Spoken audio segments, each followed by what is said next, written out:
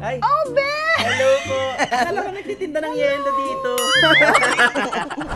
I Guwapo miss naman. you. I miss you. What is the worst and the best thing about being a vlogger? Oh, nasip lang pilit.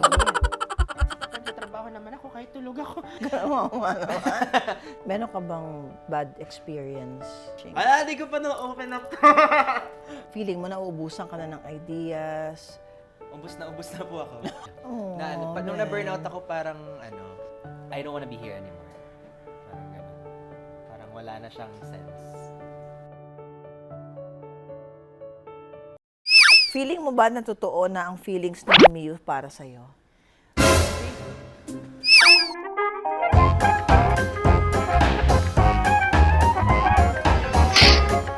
At kung may galit kayo sa kanya, huwag niyo kami idadamay.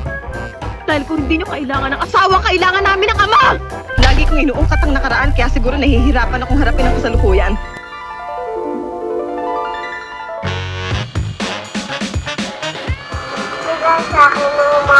Tina, hiyang-hiya ako sa'yo. At hayaan niyo, hindi ko kayo magsisisi sa ibinigay ninyong honor sa akin ngayong gabi.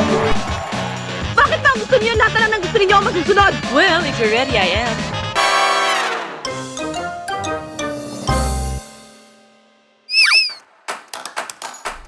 Andito na tayo sa bahay ni Miss Nuki. Ang laki, ang yaman. Sana mag-ocular. Mag-ocular tayo!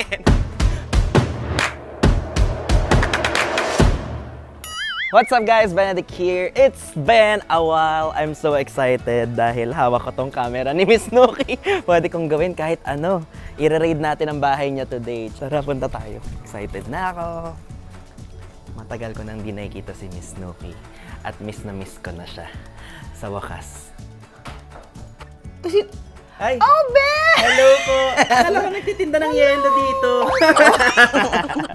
I Guwapo miss naman. you. I miss you. Hello guys! Hi friends! Welcome po to our channel, the Snooki Serna Channel. Alam nyo, ngayong araw na ito, kasama ko ay isang napakasikat na vlogger. Nanalo pa siya, in fact, as Vlogger of the Year. And I am proud to say na nakatrabaho ko po siya, si Benedict Kua! Mga kaibigan. Na-miss ko kayo, super. Na-miss kita, oh. Wait lang ha. I would like to thank Coffee Buddy for being so considerate. Yay! Kasi meron din silang pinadalang tea. Alam niyo ho, totoo lang, super favorite ko ang Coffee Buddy. Speaking of which, na ito nagpa-vlog tayong ganito, sino ang nag-influence sa'yo na mag-vlog? And what year ka ba nag-start mag-vlog? Nag-start po ako 2018. Actually, nakakatawa kasi gusto ko po talaga acting. So, nag-acting workshop po ako. Knew it. Sino kayang kasamang babae? Tapos na-meet ko yung si Baninay. Super bait niya. Siya pa nag-encourage sa akin mag-vlog. Tapos ginaid niya ako. And parang siya yung naging mentor ko when it comes to vlog. Ben, you come from a very conservative family. Hindi ba sila parang kumontra sa'yo? No. Actually, pinalayas po ako. Andiyan na nga yung bag ko. Lilipat po ako dito. Sure. Lang yun. At first, hindi po nila maintindihan. I'm thankful na my parents are very supportive, but they are also very concerned. Just as any Like parent any parent? would, yes. Ben, ano naman ang responsibility mo sa audience mo? I think di ako sure. Joke lang. I think itigil na natin. With great power comes great responsibility. Wow! Oh, diba? De, pero totoo naman. So, habang tumataas yung followers mo, dapat mas nagiging maingat ka sa mga sinasabi. What is the worst and the best thing about being a vlogger? Best is hawak mo yung oras mo. Kasi ngayon, Correct. hawak ko nga oras ko, pero sa trabaho naman ako kahit tulog ako. Ganun. Other than that, maraming opportunities. You get to have fun while you're working. Yung napag-usapan pa lang natin ngayon, meron ka bang bad experience? Ala, di ko pa na-open up to.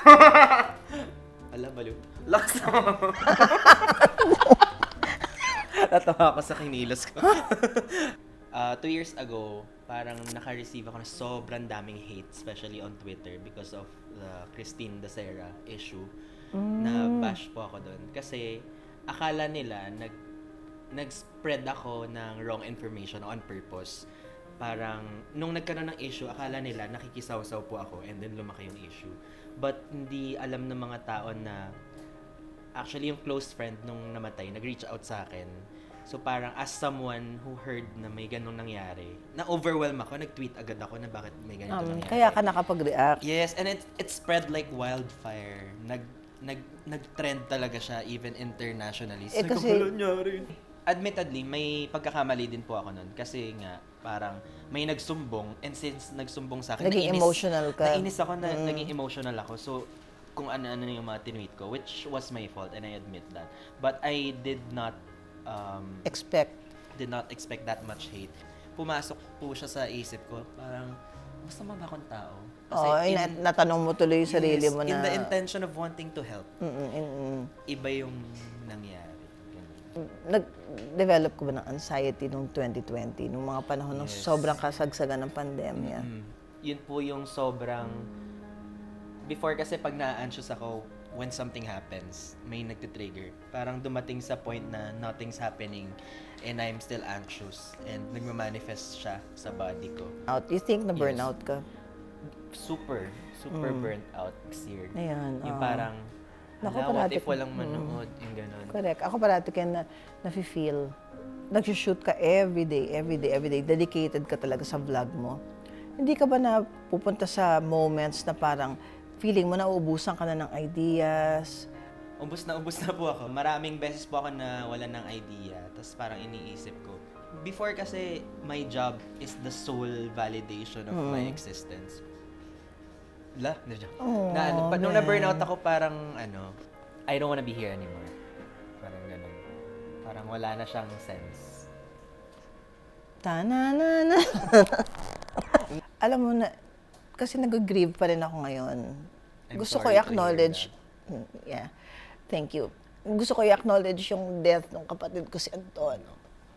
Kasi hindi ko siya na-acknowledge. And I want to acknowledge his existence.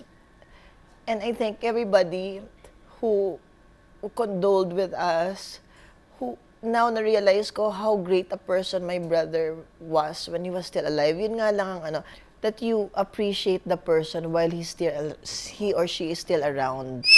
Guys, mga friends, eto tayo. Announcement po. May announcement na ho kami ni Ben. Age doesn't matter. Nakita niyo na ho ba to? Aaminin ko na. Ako po talaga ang Ito na naman yung ating mahiwagang goblet. May mga katanungan dito and sasagutin ito ni Ben ang very truthful. May offer sa'yo to go sexy in a film project. Go or no? No! No. Hindi baka magsisipo yung manonood. Sa dami ng followers mo, Ben, do you sometimes feel empowered? It does motivate me. Yan. Feeling mo ba na totoo na ang feelings ni Mimiyu para sa'yo? Feeling ko, platonic kami both ngayon. She is a very, very good friend na gustong-gusto ko i-treasure. Best friend in the industry. Isa Dalas lang pinapasama daw, ngayon isa si lang Marvin daw. ko. May na-date ka na bang YouTuber or influencer? Pero wala, hindi pa ako and I don't see myself dating a content creator. Greatest achievement mo, Ben? Mahanap yung career ko. Yeah. Ang hirap hanapin. Totoo Parang naman. buong 20s ko, yun yung ginagawa ko. First kiss? Walang kwenta po yung first kiss ko kasi spin the bottle.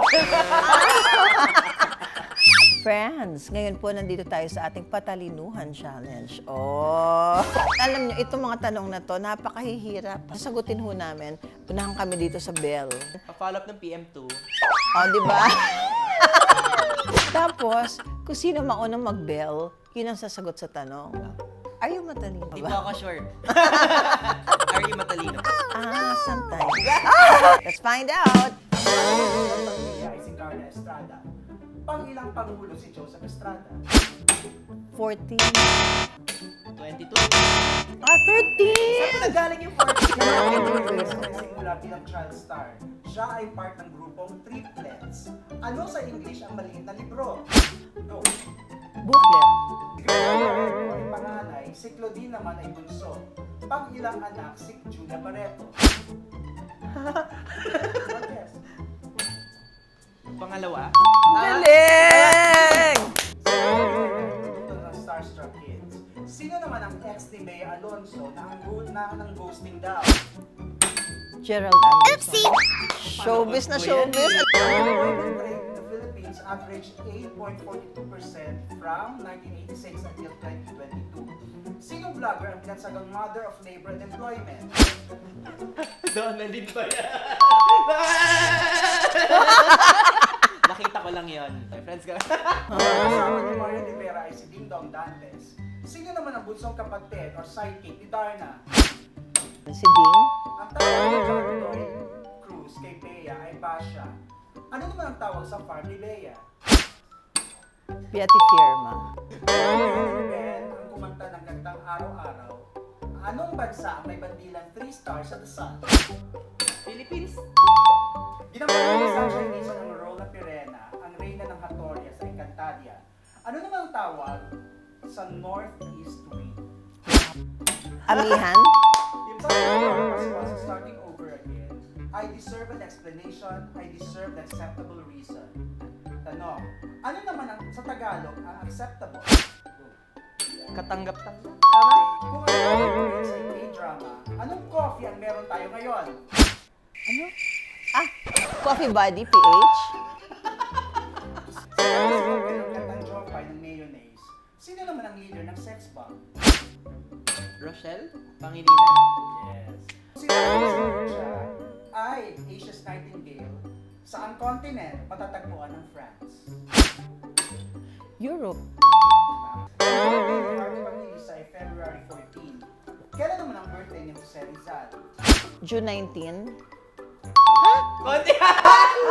Nakaraos tayo ng isa na namang magandang palatuntunan for the day. Ben, thank you for being such a good sport. Thank you for inviting me. You're welcome, and thank you din. congratulations sa channel niyo. Guys, you know the drill. Dito po sa ating episode ngayon, if you like it, please press the like and then share it with your friends. At pagkatapos po, please pakisubscribe po para lumaki po ang family natin. At sana ho nawa matanggap ko na po si, alam niya na. Oh, Ben, di ba? Nakikilevel ako sa'yo. And I'd like to thank my sponsors po, di ba? Nakikita niyo ho sila dito. Ayan po, mga sponsors natin. Thank you very, very much po sa inyong walang sawang pagsuporta sa ating channel. Follow niyo po ako sa social media accounts. It's Benedict_Kua. And subscribe also to my channel. And friends, lagi niyong alalahanin, no matter what happens po, rain or shine, friends po tayo. Hey! Bye!